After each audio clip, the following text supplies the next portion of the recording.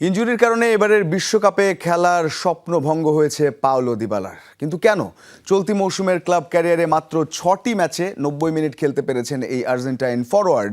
তাই Lionel স্ক্যালোনির pressing ফুটবলের প্রাথমিক স্কোয়াডে জায়গা হয়নি দিবালার। পেশির চোটের কারণে প্রায় 1 বছর জাতীয় দলের রাডারের বাইরে আছেন এই ফরওয়ার্ড।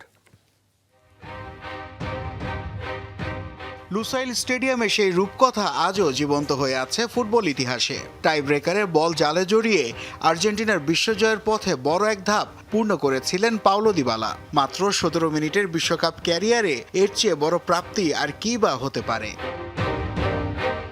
কিন্তু ফুটবল বিধাতা এই ফরওয়ার্ডের জন্য বোধহয় এটুকুই বরাদ্দ রেখেছিলেন। কেননা 2026 বিশ্বকাপের জন্য ঘোষিত আর্জেন্টিনার 55 সদস্যের প্রাথমিক দলে জায়গা হয়নি তার। প্রশ্ন উঠছে, কেন জায়গা হলো না এই প্রতিভাবান ফুটবলারের? 32 বছর বয়সী দিবালার প্রতিভা নিয়ে সংশয় ছিল না কখনোই, কিন্তু ক্যারিয়ার জুড়ে তার সবচেয়ে বড় শত্রু হয়ে দাঁড়িয়েছিল নিজের শরীর। পেশির চোটের কারণে গত 1 বছর ধরে জাতীয় দলের রাডারের বাইরে তিনি।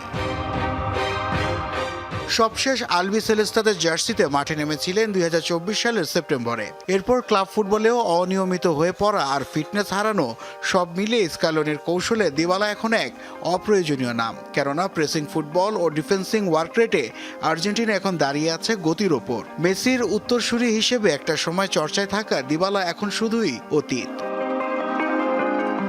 ক্লাব ক্যারিয়ার কিংবা আন্তর্জাতিক ক্যারিয়ারের পরিসংখ্যানে হয়তো ব্যাখ্যা করা যাবে না দিবালার প্রতিভাকে। ঠিক যেমন রোমার ক্যারিয়ারে মাত্র 6টি ম্যাচে 90 মিনিট খেলতে পেরেছিলেন এই ফরওয়ার্ড। আর 2015 সালে অভিষেকের পর আন্তর্জাতিক ম্যাচ খেলেছেন 40টি, গোল করেছেন মাত্র 4টি।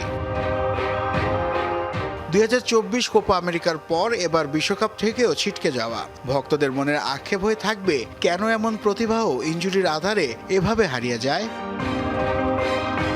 নাসিফ শুভ, যমুনা স্পোর্টস।